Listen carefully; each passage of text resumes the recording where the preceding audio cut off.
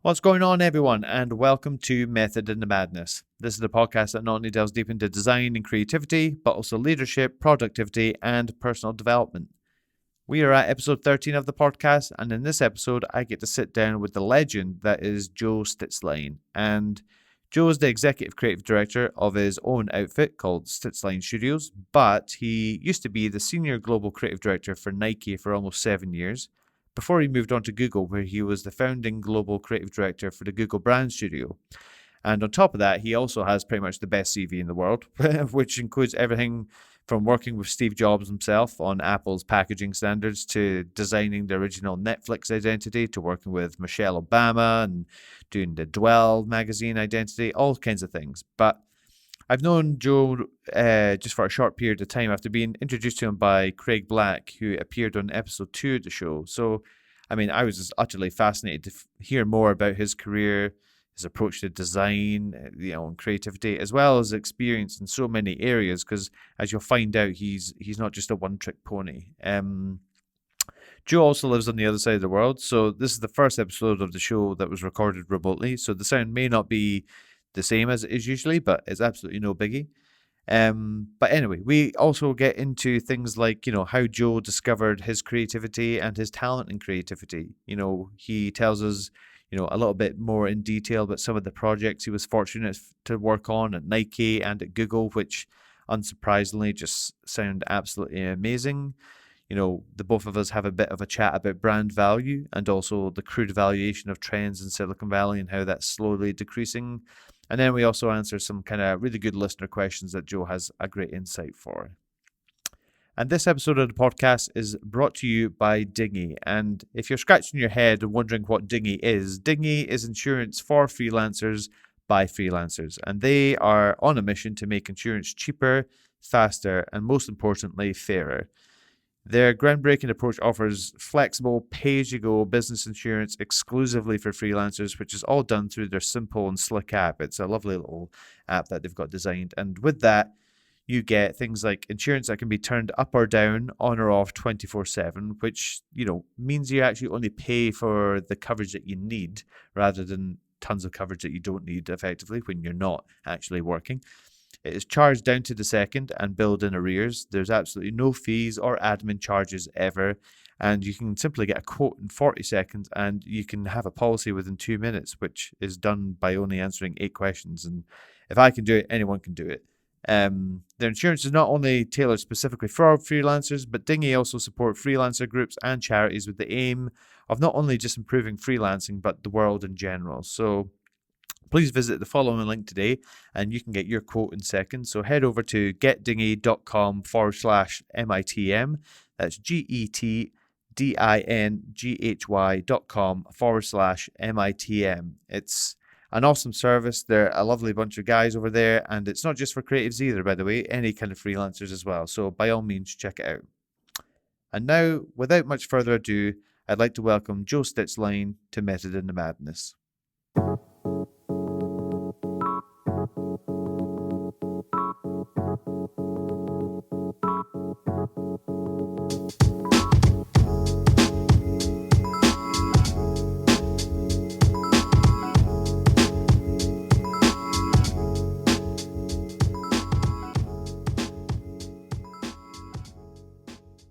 Joe, thank you very much for coming on the show. I really appreciate you taking the time out your day. Thank you, Gregor. It's a pleasure.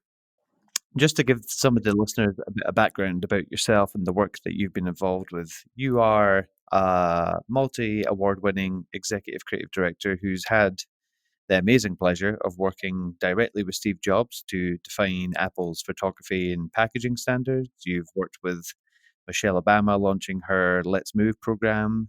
You've designed identities for Netflix, Nike Flyknit, Dwell magazine, and Mac OS X. And you've helped build a global design studio at Google, while also in the past holding design positions for Lander and SY Partners and Pentagram. So you basically have one of the best answers for when someone asks the questions, what do you do for a living? I always like to play two truths and a lie at dinner parties. It's hard to pick out the truths from the lies in my case. Yeah, you've got a good answer there, that's for sure. Do you ever kind of sit back, reflect, and kind of wonder how the hell you got to where you are?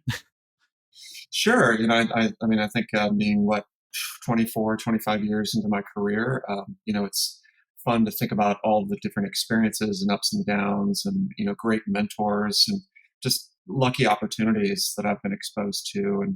But I also very much look forward to, the next 2 or 3 stages of my career. I'm always thinking about how to push it, what to do next that's interesting and new, and what the business world needs and how we can contribute as designers to that. Yeah, awesome. Like So it's no rest for the wicked. no, definitely. It's good to know that the hunger never dies for some people anyway. That's always also awesome to hear and reassuring to No, hear. no.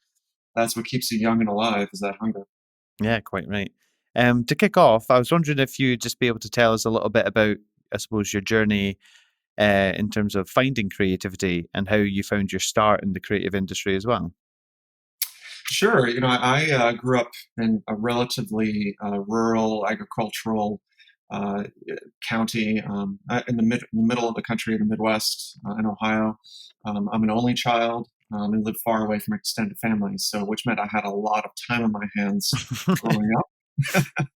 And I a lot of kids spend their time maybe doing different things, exploring things, playing with their friends, and I didn't have the opportunity. So I painted a lot. I did a lot of crafts.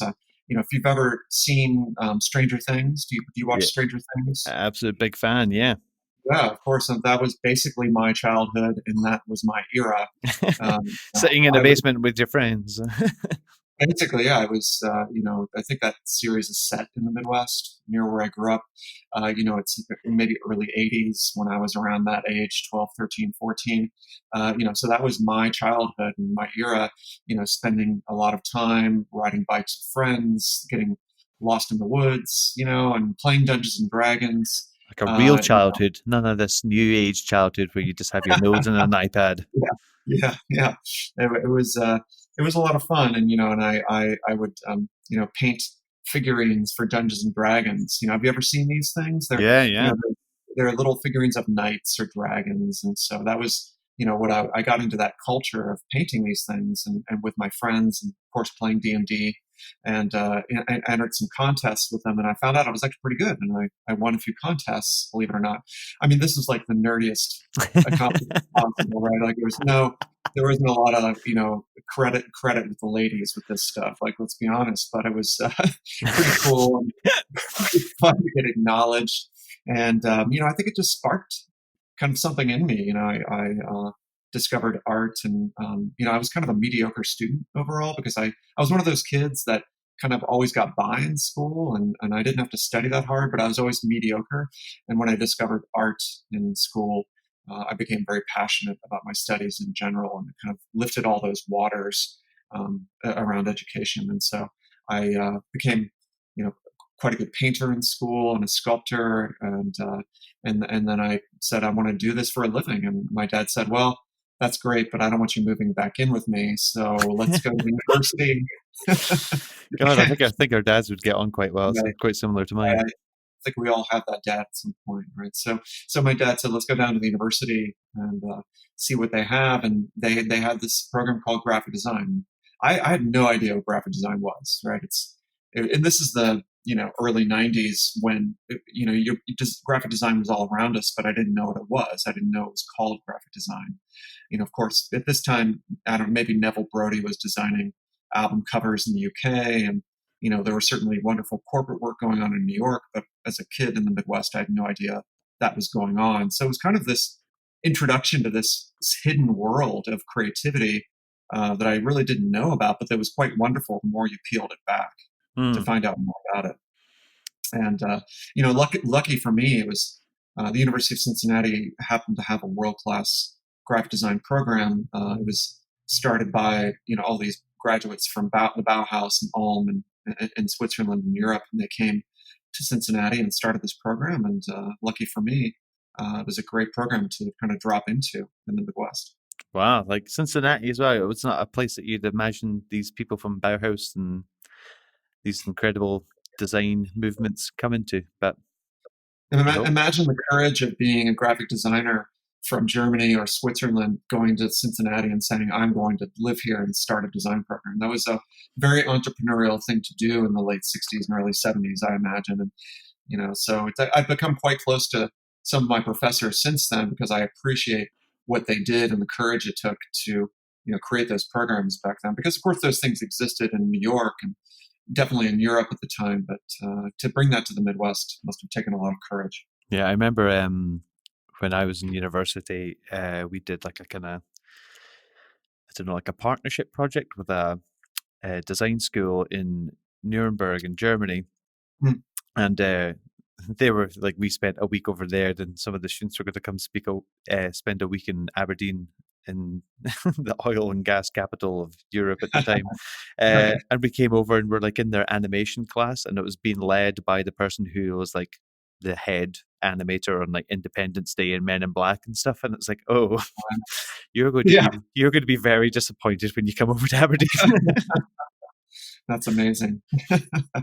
uh, I think it was kind of a special time, wasn't it? When design it wasn't as ubiquitous as it is now, and you felt like you were becoming a member of a secret club, but that club actually had a lot of impact, even though it wasn't well known. And you go to an airport and you're thinking about all the signage and all the typography and all of those kind of accomplishments that were being made by just a few people, whether it was in the movie industry or graphic design or the music industry, whatever. It was kind of cool to be included in that club before anybody knew about it. yeah, definitely. Like, I mean, it was one of these things that my parents and my brother and things like that used to, kind of make fun of me about, because you're looking at, oh God, the typography on that signage is awful and things like this. And they kind of laugh about it back then. But now, like, even they're able to spot what is good typography and bad typography, because I think design has now become such an intrinsic part of everybody's life, whether Right, they think so or not. But it has, just naturally with the kind of digital age kind of taking over. right. We must be so annoying to our relatives. We're always complaining and never happy. And now we're just smug because we're like, I told you so all these years ago.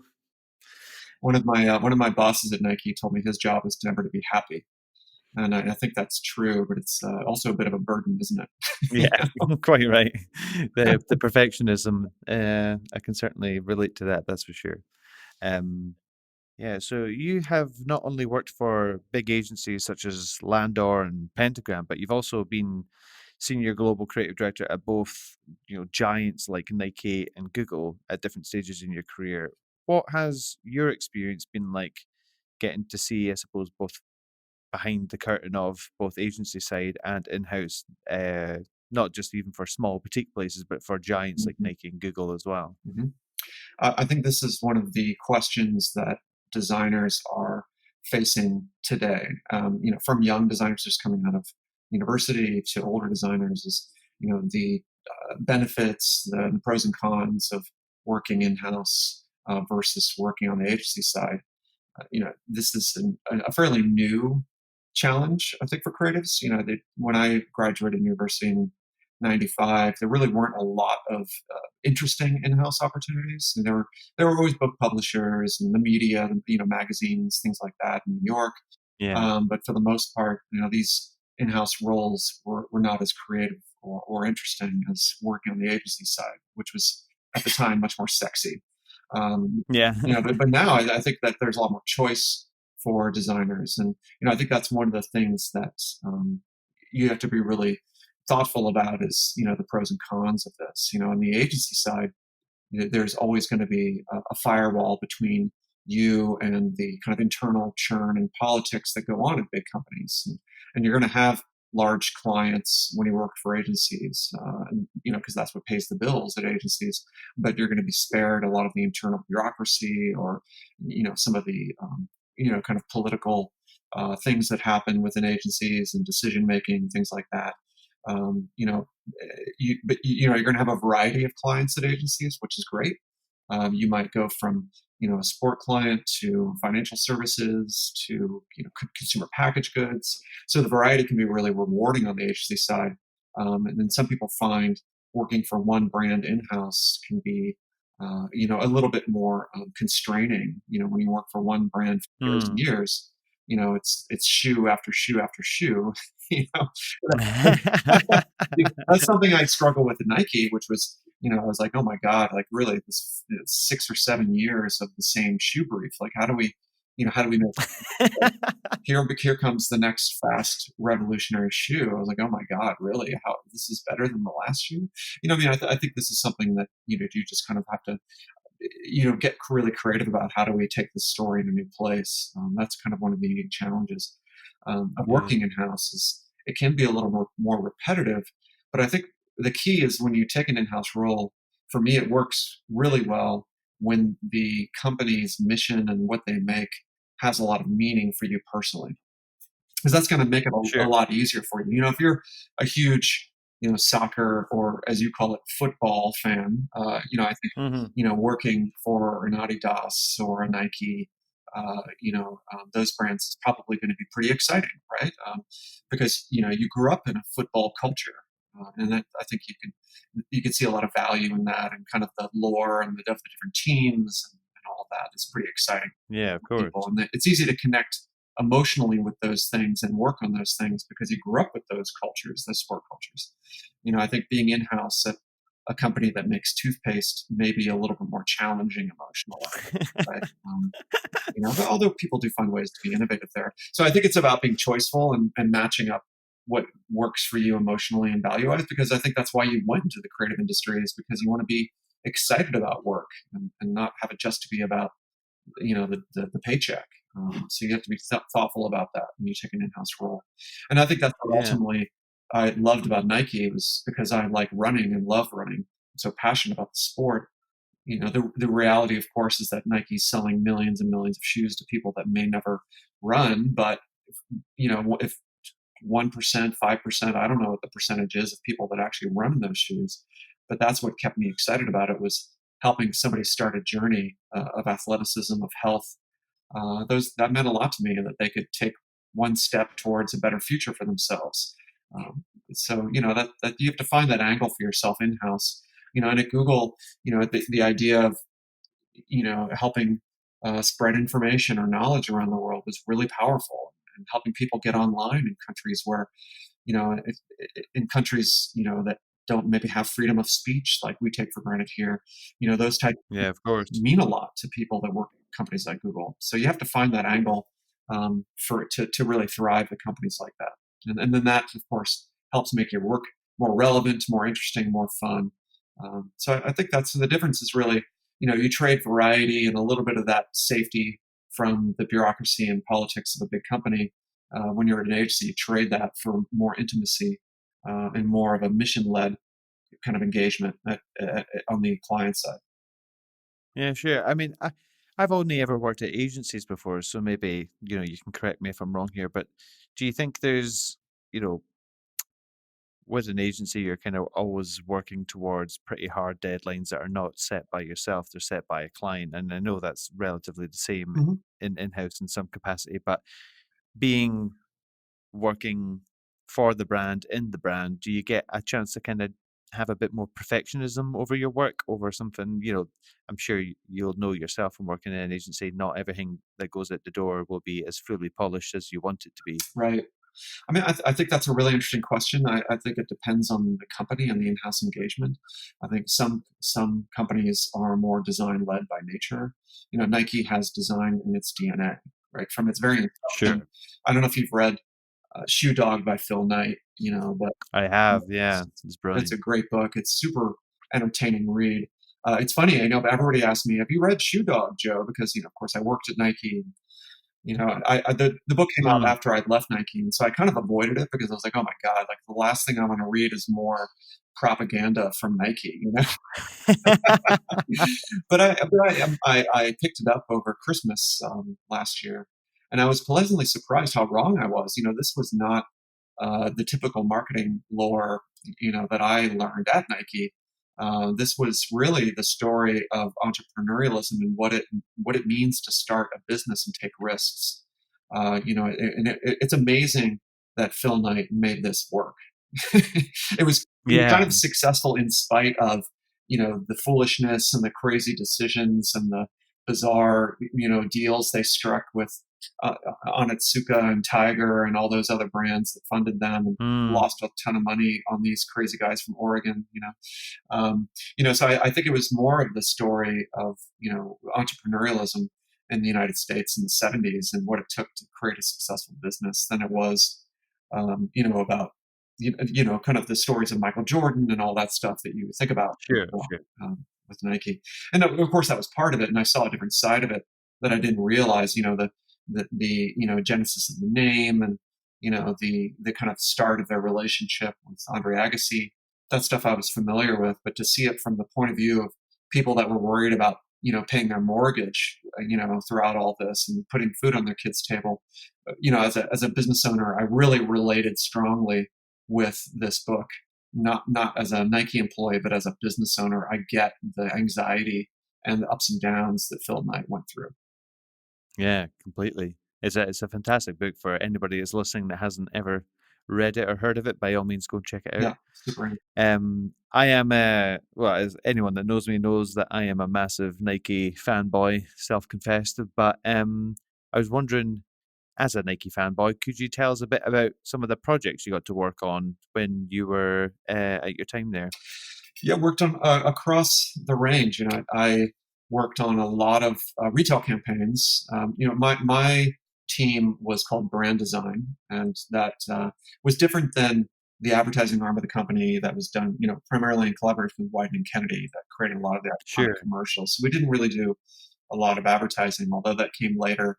In some of the work that I did that became advertising, we're really focused on retail campaigns, taking uh, complicated, interesting technical innovations like Flyknit or Flywire or the Nike Free that were created by brilliant engineers that they called them shoe developers. These are sort of shoe scientists that created. They were really like the equivalent of Silicon Valley engineers or computer scientists, but their focus was on the engineering of sports equipment in the form of footwear and apparel and other equipment. So these are brilliant people that created technical innovations, and our job is to really understand these innovations and translate these from technical innovations into something that was super inspiring. And my boss used to say, if it's not cool enough for a T-shirt, it's not going to work. And I thought that was a really great measure. Probably a pretty good rule at Nike to have, to be It fair. was a good rule because it really forced us to get out of our heads, stop being so technical, and think like an athlete, think like a teenager. Create something just so cool and so simple and so inspiring that they'd want to put that poster on their bedroom wall or in their locker or wear it as a T-shirt. And I think that's a good measure for anything in design. And I still use that now. Is okay when we get a brief on cryptocurrency, which is what is cryptocurrency? Is it an asset? Is it a currency? There's so many complications in working with Silicon Valley innovation. It's still our mission is the same at our studio is to take those innovations and then just try to simplify them and translate them into something simple and inspiring and understandable for people, whether it's a shoe or cryptocurrency. Yeah. Do you have any like kind of, I suppose, standout projects from your time at Nike? Yeah, there's a couple things I was really proud of. Well, one was less tangible. It was just working with athletes, Olympic athletes. I learned a lot about sport and about just how to be a better human being. I think Yeah. when you don't know much about Olympic athletes, you kind of watch them on television and you see them on the stand at the Olympics, and you think they must be like gods, right? Like they must have that special something. They must be genetically superior. You know, Yeah.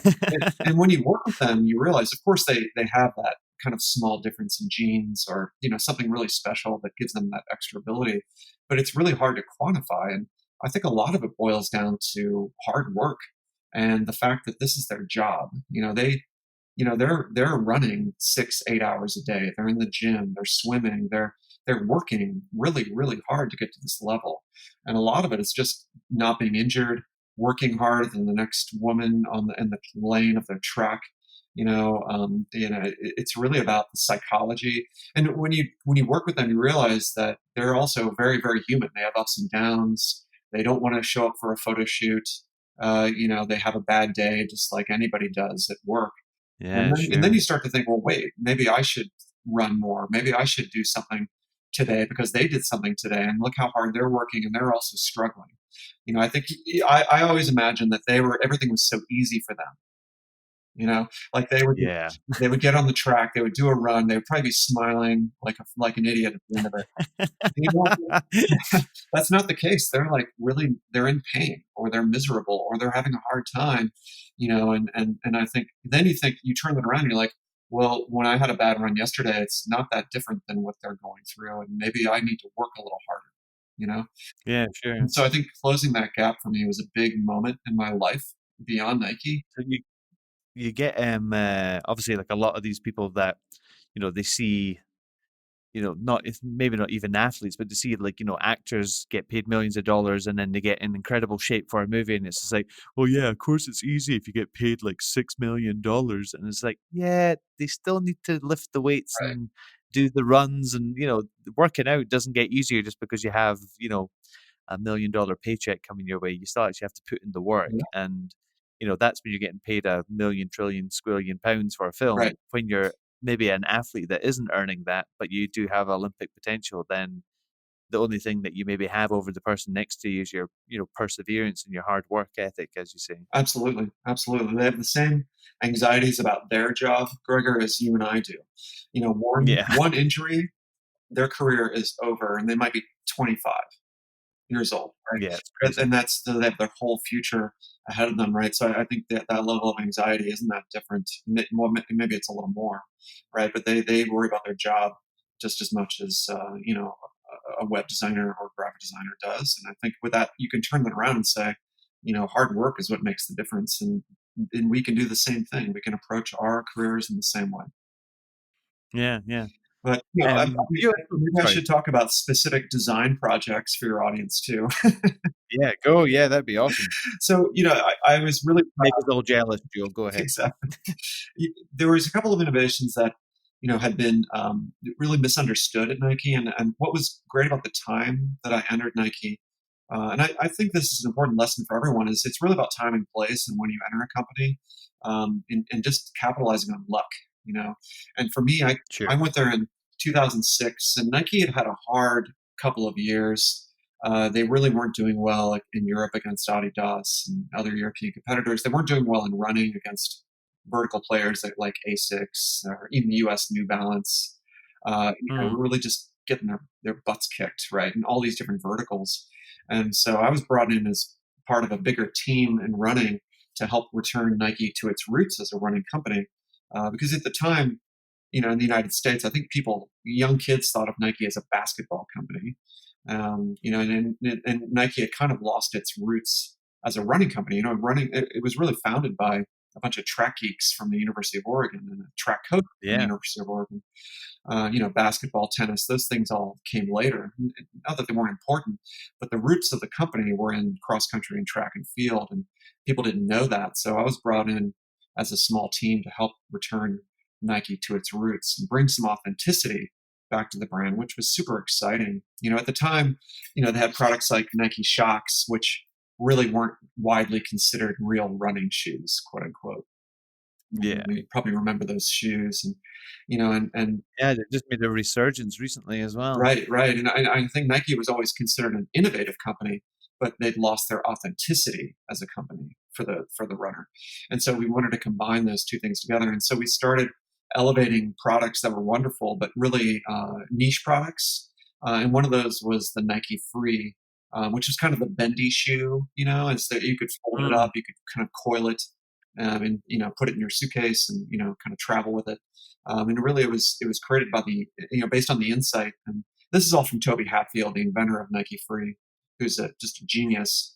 He it's observed. brother of the famous Tinker. That's right, Tinker's brother. So Tinker and Toby are responsible for a lot of innovations at Nike, and they were great track athletes in their college days too, right? So, Yeah. and Tinker, or sorry, Toby had wanted to bring the benefits of barefoot training to the average runner through the Nike Free by letting the foot move naturally and bend and flex and become stronger in the process.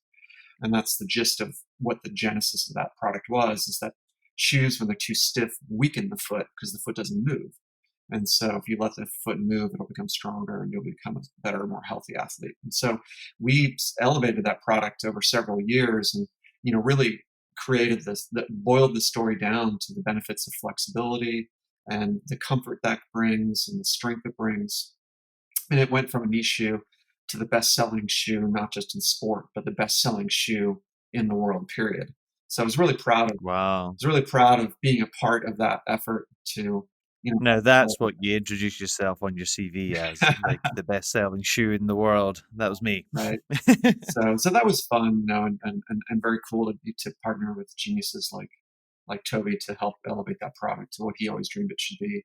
Other projects were more around running events. I always loved working on the track with runners and Olympic athletes, and doing things like the Nike Women's Marathon, to the Olympic trials in Eugene, and that was pretty much my crescendo project. Before I left Nike, we wanted to really claim ownership of track and field for Nike. And again, going back to the origin story with Phil Knight and Bill Bowerman, we wanted to own the University of Oregon, which is, you could argue, where they were born. And so they gave us an entire soccer pitch to create an experience we called Camp Victory, where we brought Nike Plus into the real world as a series of really cool digital experiences that were essentially software experiences. Like we created a treadmill race where you could measure your own speed, and it was displayed with information graphics in front of you. We created the race on Hayward Field as a series of avatars in what we called the speed tunnel. So those and other experiences we created as essentially software experiences, and then recreated those in every Nike town around the world. So that was my first taste of software, if you will, and creating a Yeah. product experience, as we call it in Silicon Valley. And that's what got me the job at Google was Camp Victory, which ended up going on to Cannes and winning awards. And, more importantly, really just really just staked a claim to owning not just the past of running, but the future of running as well for Nike. So super proud of that Yeah, part. sure.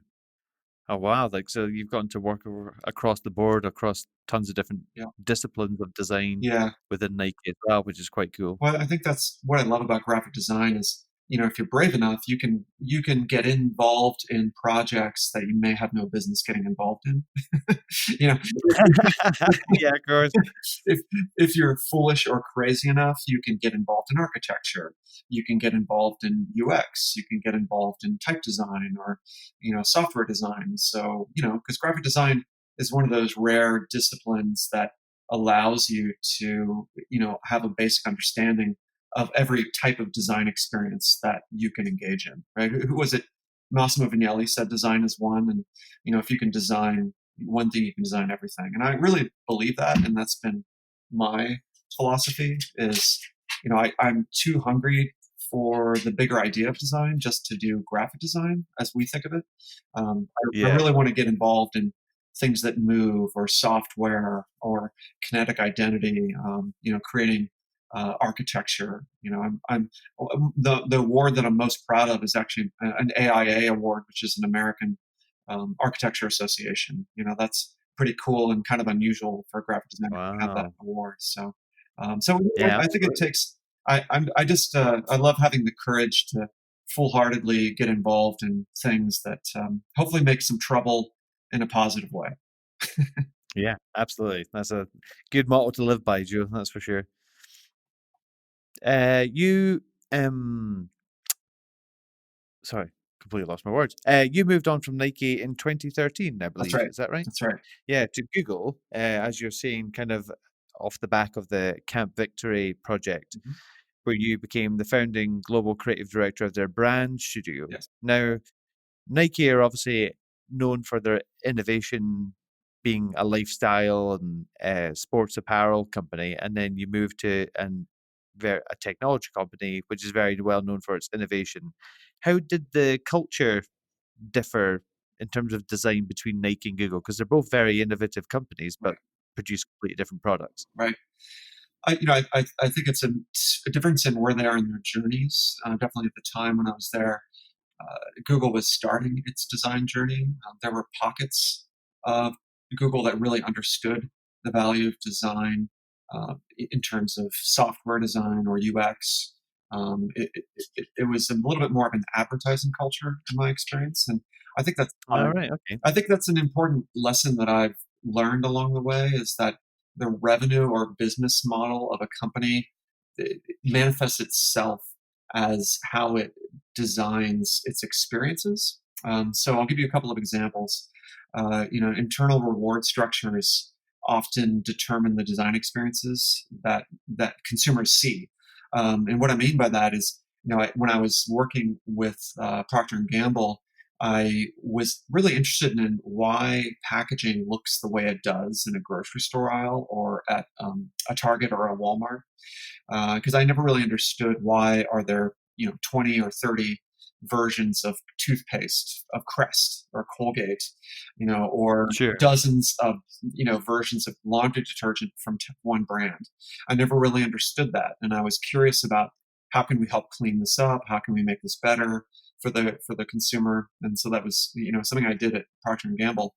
What I've discovered is that the internal reward structure at the time of Procter and Gamble manifested itself as a shopping experience, for better or for worse. And so, P&G would rotate marketing people every year around different arms of the organization. So you would be a Crest marketing manager for a year, and you would be rotated then to Downy or Tide or another section of the company the next year. Now, Sure. in order to succeed there, you have to make an impact in that year, and the best way to make an impact is to create a new SKU or change the packaging in a way. So, adding a flavor or changing a message on a SKU. And so, what happens is you rotate all these people around every year, and they didn't like to eliminate SKUs because they were worried about market share and revenue. And so, over time, year after year, you get the multiplication of variations of Crest and Tide, and they never get rid of any. And so the shopping experience becomes quite confusing of, 30 versions of one toothpaste in the aisle, Yeah. right? It's like it becomes a Frankenstein. Right. And so you start to see that. And so at Nike, because there was a passion for design built into the company, I think that manifested itself as inspirational retail experiences, athletic events. At Google, because it was more of an engineering culture, you see that manifested in different ways of, a lot of user testing. You see a lot of focus on advertising, and I think because Google's revenue model was based around as online advertising, right? And whereas Nike was based on retail and quarterly sales, right? And so my job Sure. at Nike was to help drive quarterly retail campaigns, right, to keep that revenue going. And ultimately, my job at Google was to really help with user trust issues, and definitely at the time there was a lot of misunderstanding around how we use data. And so that was a lot of my job, was to try to clarify, how your data was a benefit. Once you get access to data on from Google Maps, for example, they can help give you better recommendations, where to eat, and where to go in a certain area you're exploring. So that was a lot of my job at Google, was to sort of clarify the intent of the company from a data perspective. And and I think that there's also a difference between the marketing side versus the engineering side, where the engineers were thinking about things like material design, how the product itself could become brand, and what they called that was interface as brand, which I think is a really powerful idea that I'd never Hmm. heard before. That the lesson there is that when consumers interact with your brand on a phone, that's 95% of their time interacting with you is that phone. They're hardly ever interacting with you via traditional marketing channels like advertising or billboards. So Yeah, that's of something that course. was a powerful lesson for me, and something that you, of course, as a digital designer, really understand, right? But I didn't understand that at the time, and something I've really taken to heart is that brands really manifest themselves as through digital channels now, not through traditional marketing channels, whatever that might be. Yeah, sure. What's it like, like with the work that you've produced at your time at Google, and I suppose even more so at Nike because it's such a kind of public facing traditional marketing kind of brand, like seeing Nike Flyknit identity that you've helped with, you know, 17 stories tall in Times Square and all this kind of stuff. What's it like? And your Netflix identity as well that you did, the original and best Netflix identity. Uh, like, what's it like seeing these like everywhere globally now? You know, it's does it feel strange at all? It's very cool, right? I mean, it's really, it's really fun to see someone wear a T-shirt that your team had designed at Nike, or really cool to I remember when they had red envelopes for Netflix. I think they still have red envelopes for Netflix for people who Yeah. have DVDs. That was really cool to see those in the mail, and finally my parents understood what I did. I think that was the biggest thing. They're like, oh, All right, this is what you do. right, Okay. because it's like graphic design. It's like, what do you do? And nobody really ever understood that. Do you color in for a living? Is Right, what I get from my right. parents. I mean, it's cool to think about the impact, and how people can finally understand the benefits, or maybe see the scale of what you do. I remember the first time I understood the scale that graphic design and brand design could live at. And that was when I was an intern in school. I went to San Francisco, and I worked at Landor, which at the time was such a powerful force in the world of corporate identity and brand identity. Such a dominant player, and you really could feel that at the time in the early '90s when you walk into their headquarters, and it's this giant building on the wharf in San Francisco, and they had these really tall, I think 20 or 30-foot tall banners hanging in the space. It's a really high ceiling, and the banners simply had sewn on them the iconic identities they had designed over the decades. Like Oh the wow. Levi's logo, the Cotton logo. The Olympics. They've done several Olympics logos, and to see that walking in as a young designer was awe-inspiring. To think, wow, this is Yeah, I can imagine. actually an important industry in a way. Because I think before then I thought, okay, we designed some business cards and some things, some ads in magazines or whatever. This is before the web, right? And Sure, sure. ultimately that people throw things away that we do. You know, and Mm. Well, it's also like with the web now, like what's quite cool is like your designs, well, they don't ever really die a death, so to speak, but you also get, especially for you, you must see, you know, people on Dribble and all these other kind of, design inspiration websites evolving your design into something new and turning it and kind of taking their own take on it. Must be quite interesting. yeah, I think that the social media component is really powerful for me because it keeps me on my toes. I love Instagram because I love getting feedback immediately. It's really interesting to see what resonates and what doesn't. So I think for me, it's a really powerful tool to experiment. We use Instagram less as a marketing channel and more as a channel for our own experimentation.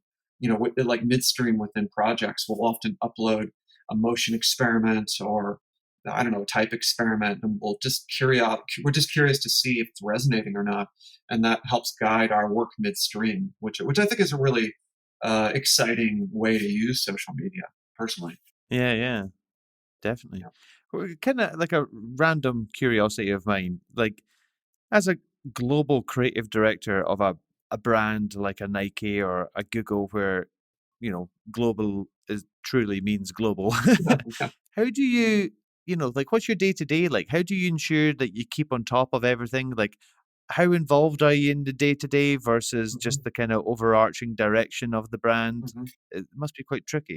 It is tricky. It was Nike was different than Google. So Nike, to start there, was smaller, believe it or not. So at the time, I think the running business was 2 billion. I don't know what it is now. It's much bigger for them. But there was a $2 billion business to run for my team and I, and we had anywhere between 2 to 5 people max on my team. It's Wow. quite small to create all that work, but we leveraged agencies, in different ways to get it done. Sure. And anywhere from upstream, we partnered with amazing agencies like Character or Golden out of Leeds. I love characters work. Character's great. Golden are good guys too. You should get them on your podcast. They're fun. Um, I'd love to, yeah, yeah. they're really fun guys. So we could partner with people like that upstream, and then help create what we call visual centers at Nike, which is kind of the core creative look and feel of a shoe campaign. And then we would work with other agencies to kind of scale that, create the guidelines, create the assets, create the signage, create the Nike Town takedown of it, as we called it, to scale the work around the world. So my job at Nike was being on the phone all the time, right, or being on Skype, to talk with my agency. So I really treated agencies as an extension of my team. Partially, that's just the kind of person I am. I really just love working with creative people, and I work with people that I'm fond of, and I find that chemistry comes across in the work. I think the better energy you have with your team, the better the work's going to be. Yeah, of course. And so I kind of use that now where, it's my partner and I, we can do work ourselves, but we often partner with people around the world to serve as extensions of us. Like we have a guy in London, or sorry, we have a guy in Dublin who is, an amazing JavaScript motion designer. We work with him a lot, or, we work with corporate identity designers out of London, to help us, or San Francisco or New York. And it's really the model that I developed at Nike was, a global team that could extend and augment, the core creative that you do. Yeah, it's never been easier either. Yeah, it's actually quite fun because you can find people, through friends. You can find people on Behance or Dribble or Instagram, and it's easy to send them a note or a DM, and if you have chemistry, you can try something out and see how it goes. So that's quite fun. And that's the model that it was at Nike. And at Google, it was a little different because I had a big team there. I had 40, 50 people, had a couple of teams in North America, had a Japan team, a team over in the UK. So that was more managerial than it was at Nike. Whereas at Nike, I was pretty much had my thumbs on all the work. At Google, I had to let it go a little bit. And I had a team of creative directors there that were amazing and very capable. And so my job was to kind of think about the cohesion of all the work. How do we make sure it's on brand? I was on the road a lot, sharing the work between the different teams.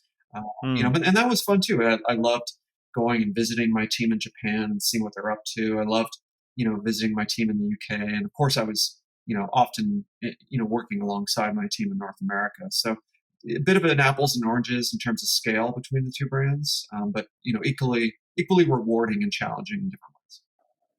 Yeah, I can imagine. Wow. You've obviously, like you were kind of discussing earlier, your body of work stretches across pretty like such a wide, spectrum of disciplines within design. Branding. I know you're really hugely into typography and have designed typefaces in the past. Packaging, experiential, as you mentioned, photography, digital now. Obviously, like the list goes on. Where do you see the difference between all these disciplines, and is there an overlap with them all, like one central overlap, or do some of them never overlap in your opinion? Well, there's certainly things I haven't had the opportunity to do yet. I still haven't been able to design a cartoon character, or Is that on the hit list? I'd love to do a mascot, an Olympic mascot someday. Um, we see ourselves as sort of the Vignellis or like the Eames. They were Mm, very famous for, although they had a superpower based in graphic design or architecture or product design like the Eames. They really considered design not to be about a specific discipline, but it was more of an approach to problem solving, inspiring people with design experiences that make people feel something. I think that's kind of our eclectic approach, just like, those partners in life that we aspire to be like, and they were also husband and wife in both cases, just like my partner and I. yeah, of And course. I think that chemistry helps as well when you've got somebody that can call you on your own bullshit. That's really indispensable. You know? It's really indispensable. So I think for me, it's just because of who I am as a person. I'm a distance runner. I'm not afraid to get involved in things that might get me in trouble. I like taking on new tasks and learning things. That's why I've jumped from designing books to designing big brands to packaging. I just get bored easily, and I'm like, okay, what's next? What are we going to do? Let's make some trouble in this area now. And I think that lack of knowledge is kind of an asset in some ways, because sometimes when you know something too well, you know the constraints of it. Like packaging is all about constraints, cost per Sure. view, or what certain print techniques should and shouldn't do, or environmental concerns, and these are all very important. But sometimes it's hard to innovate when you know too much about that category or about that design discipline. It's like when you're like playing sports with somebody who doesn't know how to play the sport, or playing poker against somebody who has no idea what they're doing. They actually become a really difficult player to play against. Right. Right. I think there's an advantage in being an idiot savant, as they call it. I think I've made a career out of being an idiot savant, is knowing just enough to get it done, and hopefully along the way stumble upon something that's a little bit different in the process. And it just keeps it interesting too. Yeah. I would like, this has popped into my head, but I'd quite love to know your take on this personally. But I mean, personally, I feel a lot of branding at the moment seem to get hung up on achieving a particular aesthetic Mhm. that's on trend, or in vogue for that kind of period of time. Mhm. There's so many brands at the moment that are just kind of, there's like that famous graphic of all these fashion labels, Yeah. Yves Saint Laurent, Louis Vuitton, and then like all their new brands, and they pretty much all look absolutely identical. Right. Right. Um, whether that is, they kind of look to achieve that aesthetic, whether that is right or wrong for their brand, or for like the DNA of their brand, rather than following a direction that would actually be true to their brand. Right. Do you think that's the right approach, just to kind of do that, or do you feel like that's actually happening, or am I just being paranoid? The paranoid people are always the most interesting people, Gregor. So Oh, why? Thank you. I've been paranoid. You know, I think there's a couple of things happening and overlapping at the same time. One is business pressure to be a digital first brand. So, in the case of the fashion industry, there's a lot of pressure on fashion brands to be digitally relevant and digital first. And so, with Burberry, for example, I personally felt it was a travesty what Peter Saville did Yeah, to Burberry, because Burberry is such well, with Angela Ahrendts under that era, was such a confident English British brand, right? yeah, Yeah. absolutely, And I would absolutely. always use them in my discovery decks or my strategy decks to say, this is the example of a brand that knows who it is and has managed to capture the genie in a bottle. And of course, it evolves throughout the decades and stays relevant. Burberry in the mid 2000s wasn't the same as it was, selling military trench coats in World War One, right? That was not the same Yeah, of course. brand, but there was a kernel of truth that was the same, that they managed to curate and really take care of, and with love. And I thought that was what was amazing about Burberry up to that point. And I think the business pressure is something that designers should take more time to understand as what's behind the scenes of every brief and every project, whether in an agency or in-house. That understanding the truth behind the truth is always helpful. And I think in the case of fashion brands, when they go to all sans serifs, what that says to me is they're getting pressure from investors to be digitally relevant. Their CEOs are getting pressure from activist investors to have mobile strategies, and they're getting pressure from their retail channels, which are probably failing, right? Because we know what's happening with Mm, retail, to switch to retail online. And the easiest way to do it's really hard to have true digital transformation. That's really hard, yeah, and it's really expensive, right? But what's easy is to say, well, what is Google doing? Oh, Google's using a sans serif. What if we look like Facebook? What if we look like Google? And so the CMO says, I know what to do, boss. We're going to look like the tech industry. And then you can say, we are truly a digital brand, right? So I think yeah, there's a little bit of that happening in the retail industry now, and we see that through the luxury side of it. But I think it's happening in the greater retail industry. It's digital first pressures on CEOs and CMOs is manifesting itself as sort of a copying of tech brands in look and feel. Yeah, I just find it such a shame though, because like I'm picking on the fashion industry again, but like Yves Saint Laurent has kind of done the same as well, and these marks were so Right. just like absolute hallmarks of the industry, and it could just be like the old man in me, but I kind of liked it the way it was, but Right. and apart from anything else, the amount of money they've probably spent to get there as well is Right.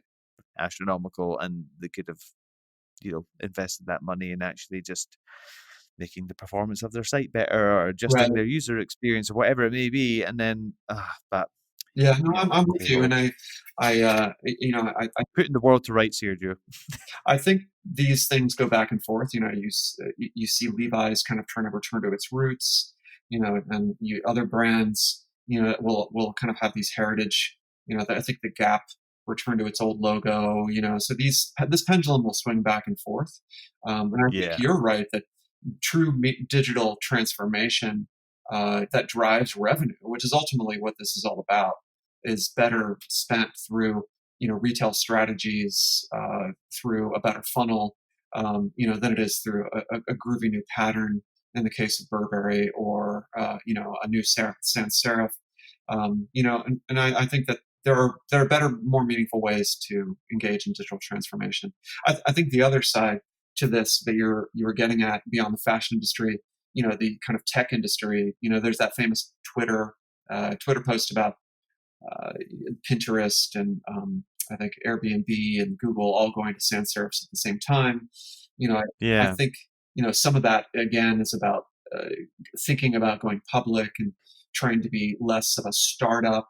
And I think it's also about understanding the moment in time that happens, because I don't believe in coincidences. And I think there are conversations that happen at the boardroom level that are strategic, and they say, okay, we're about to go corporate. How is our brand going to evolve? To reflect, maybe a more of a serious kind of business-like approach because our startup days are over. I think these are the Mm. conversations that happen, and I think that manifests itself to the user as a certain type of design experience. So I think designers could benefit by becoming armchair business geeks, because they would start to understand what's driving the tides and the waves that they experience on the beach. They're happening a little bit further out offshore, but I think it might be good for designers to get in the boat and go offshore a little bit and understand the business behind the stuff. Yeah, definitely. And talking about business, I know you're a fellow Pivot podcast listener, as am I, which kind of you know dances on the line between talking about brand value in the tech industry, and also the kind of the how these the ethics of these brands in Right. Silicon Valley as well. Yep. And I mean, there's lots of companies out there that we've discussed this on the phone in the past. Like I can totally get behind things like Uber and WeWork and things like this, but they then get these crazy I mean, WeWork is very famously going through a bit of a transition at the moment. Originally valued at 40 billion, and now that's been slashed, and then the whole IPO has been cancelled. And I mean, they're lucky if they're going to be able to be a $3 billion brand by the time this whole mess is cleared up. Like, take a product of service, like recent ones that I've got a note of here are like things like Peloton, which is, Hmm. for those of you who don't know, is basically an exercise bike that you join a live class virtually, or Slack, the communication channel. Like, amazing products, but are they really worth 8 or even upwards of 20 billion? Like, I just can't see how they can ju- quantify that valuation. Right. Yeah, well, I first want to point out that saying that WeWork is going through a transformation is sort of like the funeral parlor talking about the transformation dear old grandpa went through into the coffin. I think they're probably going to go through the ultimate transformation very soon. Well, yeah, I didn't say it was a positive transformation. In the same, some of these plastic surgery transformations is it results Yeah, in a, exactly. should have put the Botox down. But yeah, that is one messy one for sure. I think it's always hard to balance innovation with creating a sustainable business model. I think to be empathetic with really innovative business founders and CEOs, they are not superhumans. Just like my point about Olympic athletes, they're human, right? They're going through the same struggles you and I do in our work. CEOs go through struggles. They don't often know where this thing is leading, right? I mean, Mm. sometimes they do. I think in the case of WeWork, we're finding out was a more of an unethical business model that a lot of people were saying had no sustainable way to scale, right? And I think in a way it's up to us as investors and to listen better to what's going on and question things and be skeptical. So in their S1, I think they said their mission was to elevate the world's consciousness, right? I think, which is, It's pretty ambitious for, effectively a real estate company. really, I think this kind of bullshit really makes our industry look bad. I was going for the polite way of saying it, but okay. But it makes our industry look bad, Gregor. I mean, it Yeah, makes us definitely. all Yeah. look like we're snake oil salesmen, as we say in the United States. Like, I mean, Yeah, no, I completely worry agree. about the impact on our industry when I say to people, I work on brand strategy and brand identity.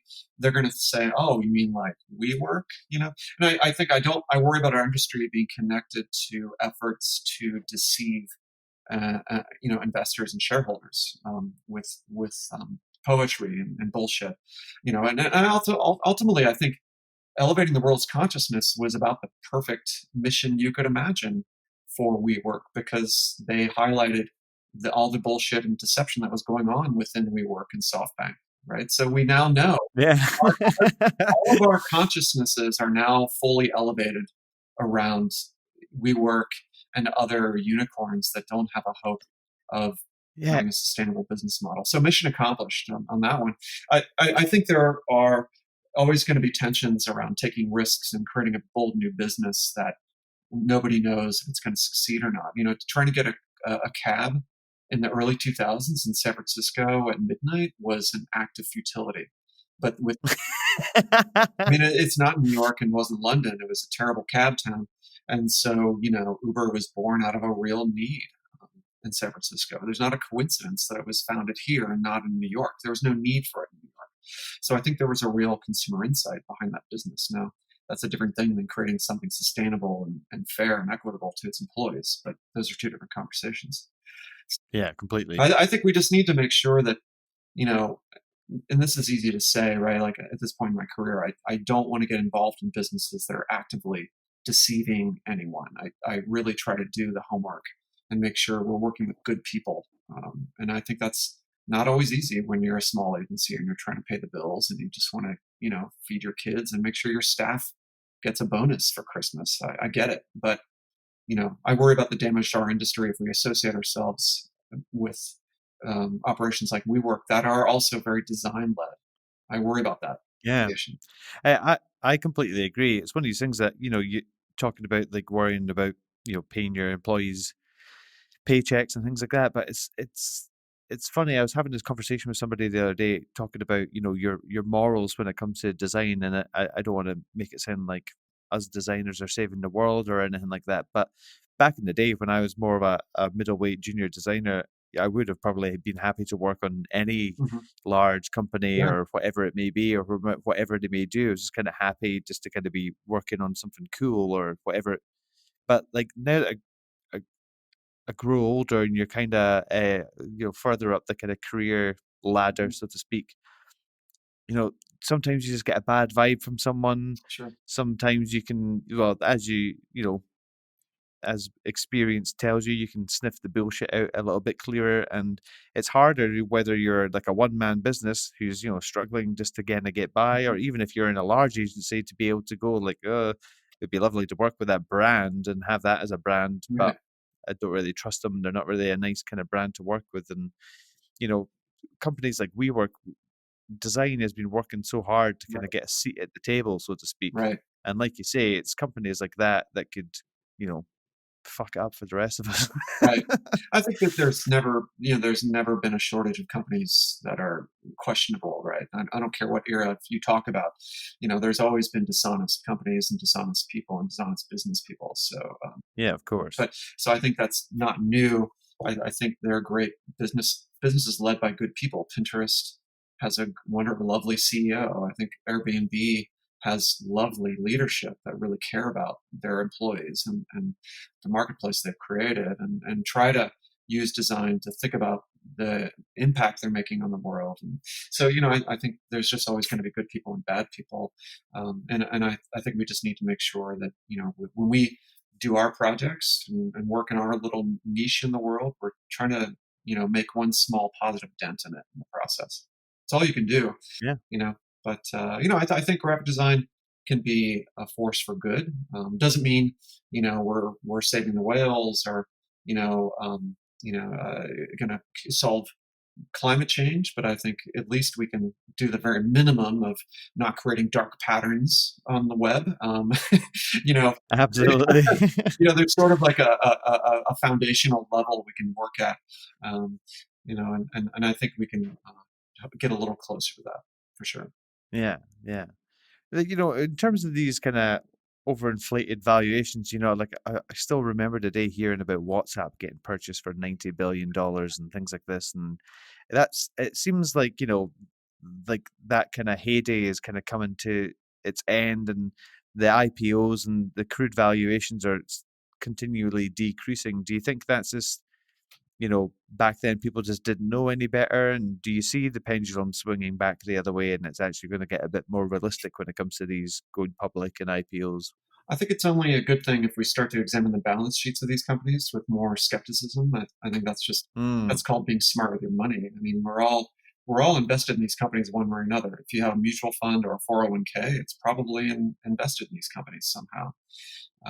So I think it's good to read the prospectus. It's good to do research on these companies, and so it's good that we're turning our focus towards brands that happen to make a profit. I think that's a good thing. Uh, but I also think we shouldn't give up our courage and be willing to invest in brands that have a lot of potential, but you know what? Maybe it won't work out. So you never know. You just nobody knows. Nobody knows looking back that Sergey and Larry, were going to launch Google search out of their garage. Like we didn't know that was going to work, right?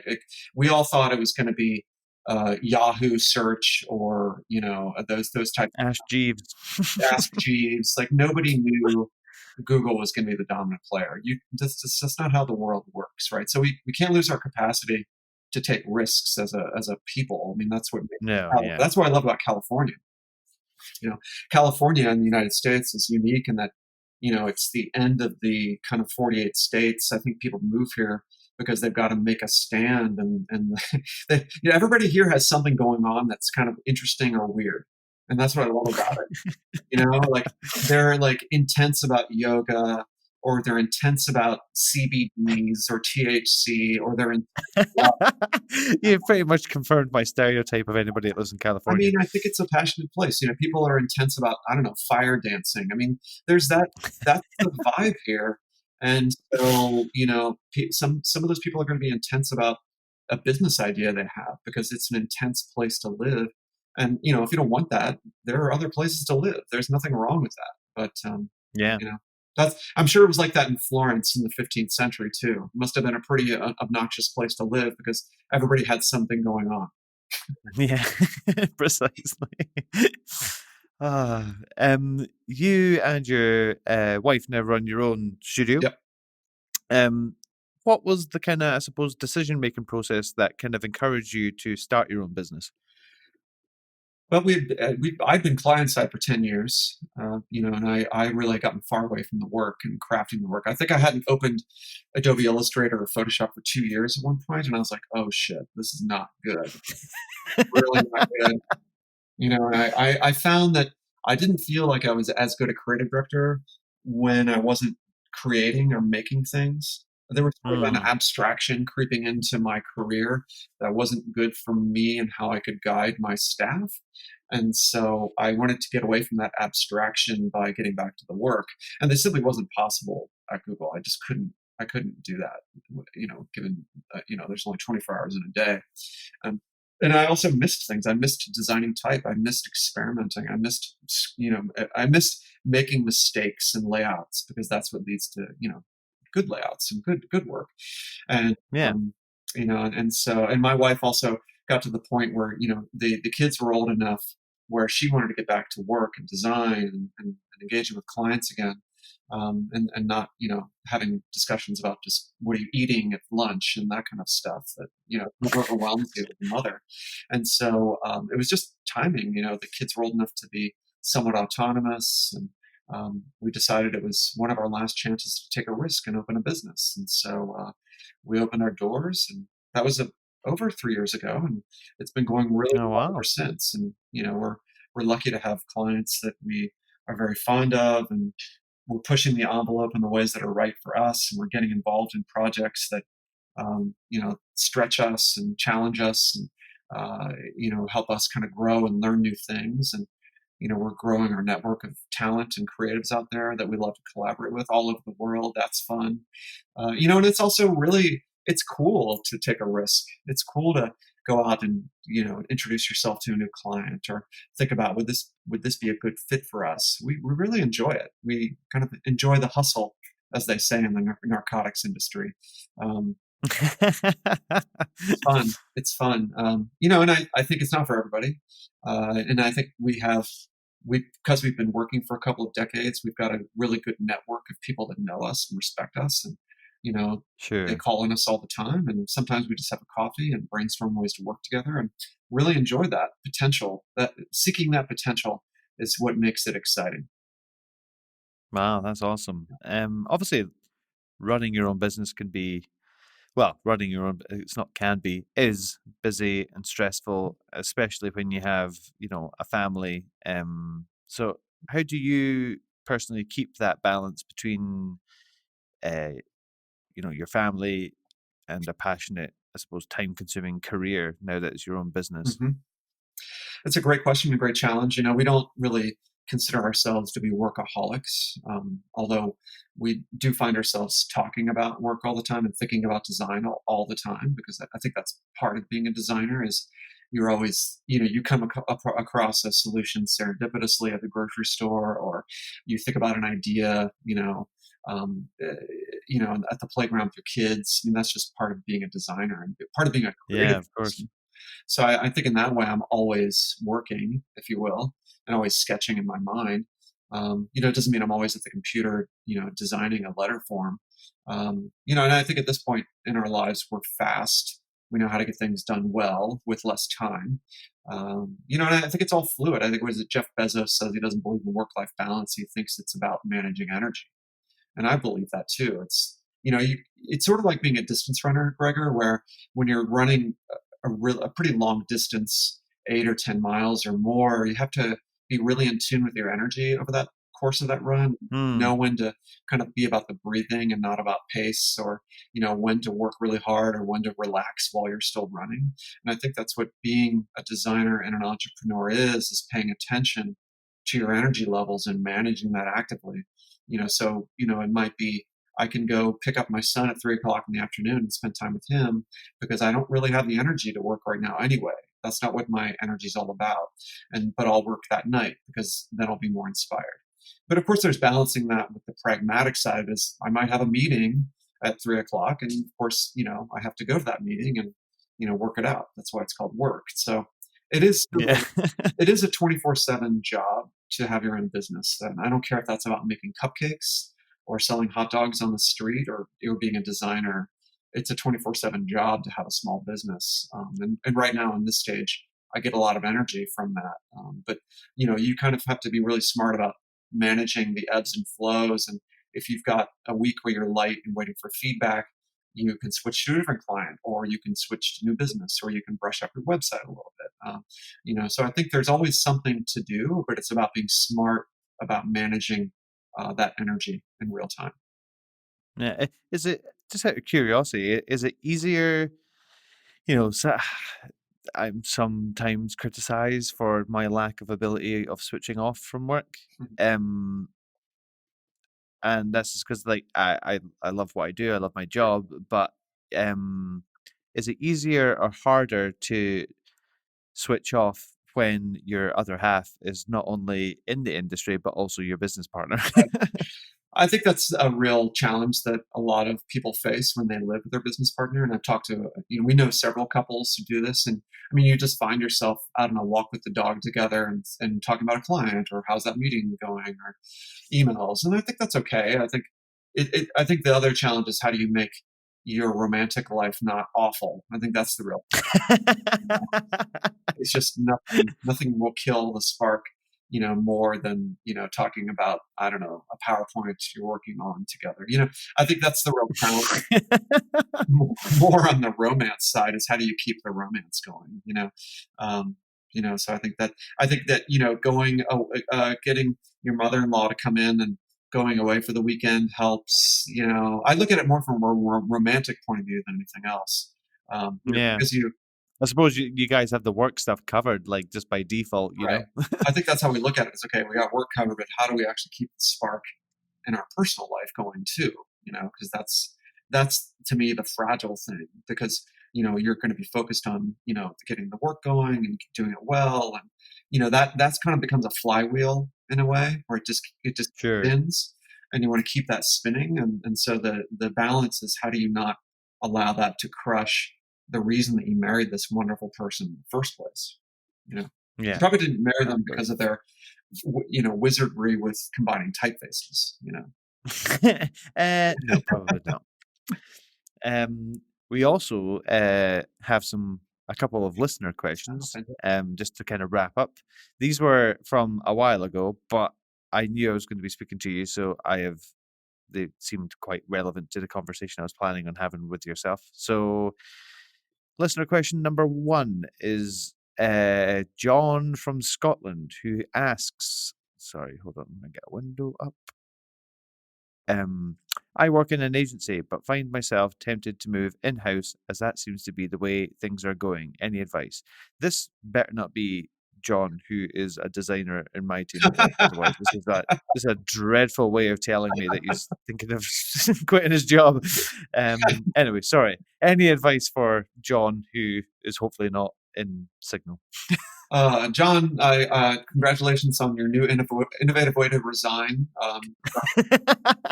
from Gregor's firm. Congratulations. This is a new one.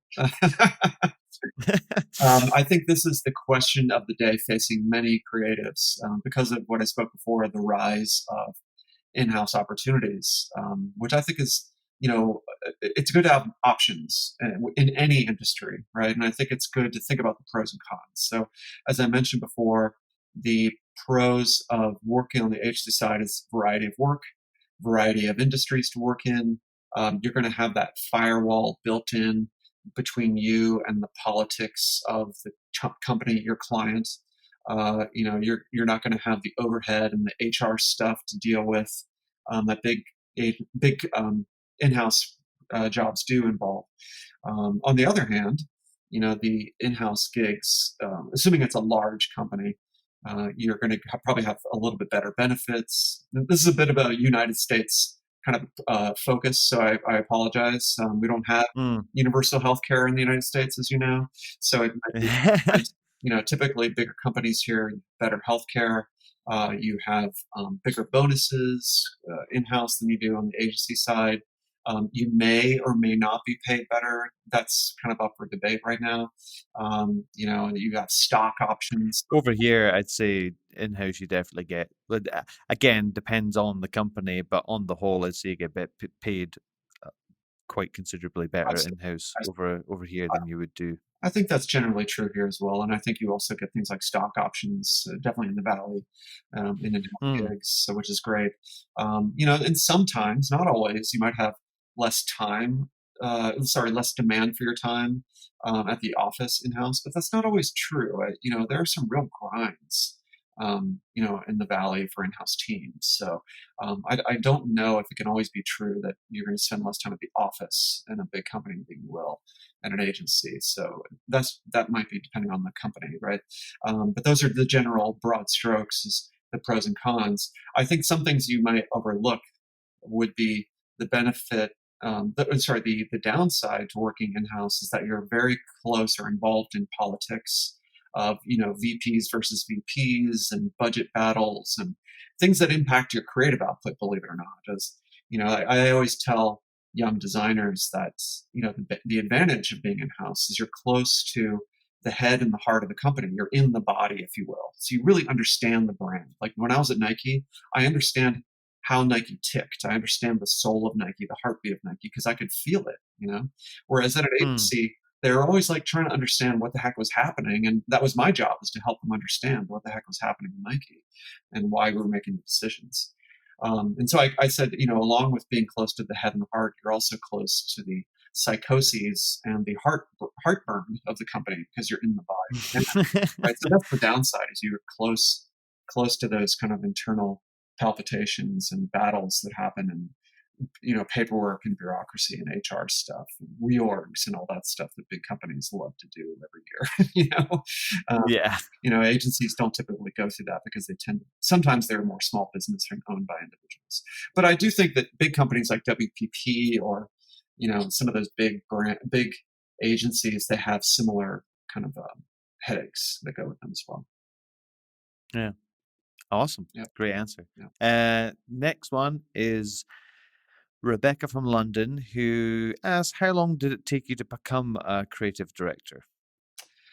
Wow, that is a very good question, Rebecca. Now, I had the choice of going to either New York when I graduated, or San Francisco. One of the reasons I chose San Francisco over New York is I felt like the industry was more progressive, more willing to take a chance on young leaders. At the time, New York was kind of steeped in modernism and still had some of the baggage of kind of hierarchy of, you couldn't be a creative director unless you're, I don't know, in your 40s or even 50s. I think that's changed, right? I think that the web really changed all that, because it forced in a new generation of leaders, right, that really understood digital. Yeah, of course. So I think that's something that I'm sure, Gregor, you take that for granted because that's just the way it was. You needed new leaders because they understood it better. But at the Mm. time, San Francisco just was, more of a meritocracy. It was like, I didn't care how young or old you were. It's like, are you a good leader? Are you doing good work? We're going to move you up the ladder. And I thought that was a better situation. Yeah. A young, ambitious designer. I didn't want to wait 20 or 30 years to be a partner at Pentagram. If that ever would happen, may never happen. And I felt like there was just things, new movements in design, postmodernism, and new kind of takes on design, and new agencies coming out every day in San Francisco in the 90s. And that's where I wanted to be because of that, because I could get there in 5-10 years. Now, I do think, being a creative director isn't, a number of 7 years or 10 years or whatever. I think it's about ability and leadership. And that does happen to come with age and seniority, that people that are mature tend to be better leaders than younger people because they have the experience. But I think you Yeah, can of be course. a pretty good creative director, 7-10 years into your career. And I think you can be showing leadership skills very young as well. So you just want to make sure you're in a place where you see that you can turbocharge and go up the ladder based on your skills, not just on some abstract kind of hierarchical model of age. That's what you want to be careful Yeah. about. Yeah, I mean, absolutely. Like, I suppose to continue your answer, my kind of, I suppose, best advice in that is also, I know it's really easy to say, and I, remember probably being in a similar position to yourself, Rebecca, where I was asking the same question all these years ago, Mhm. but don't try and focus on the title, because Mhm. you kind of realize that they're somewhat meaningless in some respects, like I know plenty of designers that are very, very successful working worldwide, but working for themselves, but they don't call themselves creative directors. Right. So it doesn't mean that because you're called a creative director, you suddenly get a different level of Right. status, like you're in a, I don't know, computer game or something. It's not going to where you're not going to find yourself, sense of completion just because you have the creative director job title, so to speak. And it's very easy. Like I know that we all, even myself included, we have bills to pay and mortgages to pay and all sorts to pay, but don't try and focus on like the money, or like you were saying, Joe, like how long it takes, so to speak. I've known creative directors that, yeah, they are in their 40s and maybe early 50s and stuff, but I've also known global heads of design which are the same age as me, and right, don't have as many years experience, and they're still very, very good at what they do. right, So right. it's like, to kind of further what you're saying, it's you know find the environment which just propels you even further into doing great work and kind of fulfills you, rather than actually hunting for the job title. Right. Because once you get to the top of the mountain, you suddenly realize that there's another kind of Yeah. peak over there. I mean, that's So my journey. Is I got to the top of the mountain, and then I saw that I was actually pretty barren and a little low in oxygen, right? And I went down to the next valley where there was, it was like Sound of Music. There's grass and flowers everywhere and cute sheep, and that's like getting closer to the work, right? And so, I yeah, went into the valley next precisely. to it, and I think the advertising industry has not done us a favor by building up this mystique of the creative director, the Yeah, kind of I agree. the Mad Men kind of model, Don Draper and the mystique of the genius creative director that does it all by themselves, and it's often a man, and they don't need Mm. anybody else. I think that's all bullshit, and I think my success is because of the teams that I've surrounded myself with and been lucky enough to have worked alongside me, and the agencies I've collaborated with, and it's really it's about the teams you work with. I have Yeah, and mentors as well. Like, yeah I would definitely not be anywhere where I am at the moment if I didn't, across the years, basically annoy the crap out of somebody yeah until they became my mentor. right right right And like, they're the ones that are comfortable enough to tell you the honest answers to your questions rather than just what you want to hear, which I think is really important for leadership as well. You don't just take the easy route all the time. You also you're willing to have the difficult conversations or make the difficult decisions as well. Right, right. Yeah, I think leadership is a service function. It's really about helping set up your team for success, and that's really a really hard job. Leadership isn't the same as supervision, right? It's not the Mm, being a king or a queen and having the crown and having everyone bend to your will. It's not that. It's actually in the context of design, and especially in the context of design within a large organization like a Google or Nike, is helping unleash the creativity in your people and helping them grow and helping them achieve their potential, and then championing that with your boss and the VP and the CEO, and and that's what your job becomes, is kind of protecting your team from all the flack that happens internally and helping them grow and helping them succeed. And that job is hard. yeah, Very hard. yeah. Yeah. I mean, I'm doing it on a smaller scale than what you were probably used to, Joe, but it is hard. I can vouch for that. But anyway, sorry. I've just kind of completely lost my place. Another thing I was going to mention just off the back of that kind of question as well is also, you know, you might find that when you become a creative director, that that's maybe not the role for you either. Right. Right. Um, it's one of these things where, like, I know people who they're probably way definitely talented enough to be one, Mhm. but they're just quite comfortable still being the hands-on doer Right. person and being the senior designer or whoever it may be or whatever role it may be is because you'll know yourself, Joe. Like, you said it earlier that you actually become so far removed from the work. You're like, am I just a director rather than creative director? Exactly.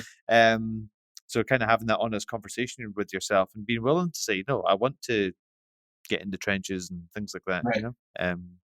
I I think still it's haven't about still haven't found my right balance yet, but I'm getting there. I think it's about remembering why you went into this, right? This is, not the most lucrative industry in the world. It's not, you're spending a lot of time inside getting pale. Like, there's downsides to this industry, right? I think that we all went into it because we enjoyed being creative and solving problems and doing something visual and, learning new things. And I think you have to keep your eye on that ball.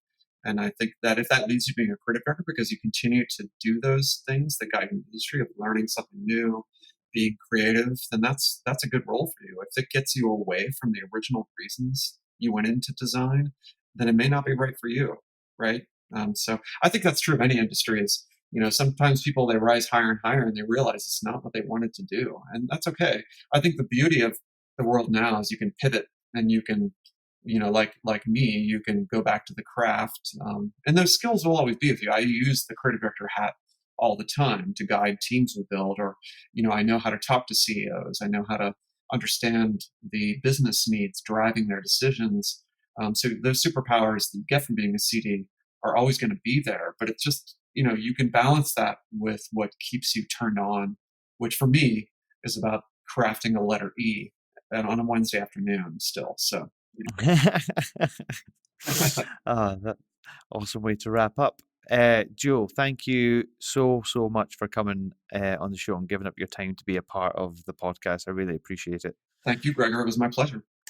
No, honestly, your insight and your advice and the stories of the kind of projects you've been involved with, everything is been amazing to hear, and I'm sure everyone listening will probably feel the same way as well. Excellent. Well, sometime I'll have to tell you my crazy stories about Steve Jobs. I've got a ton of them. That could be a whole other podcast.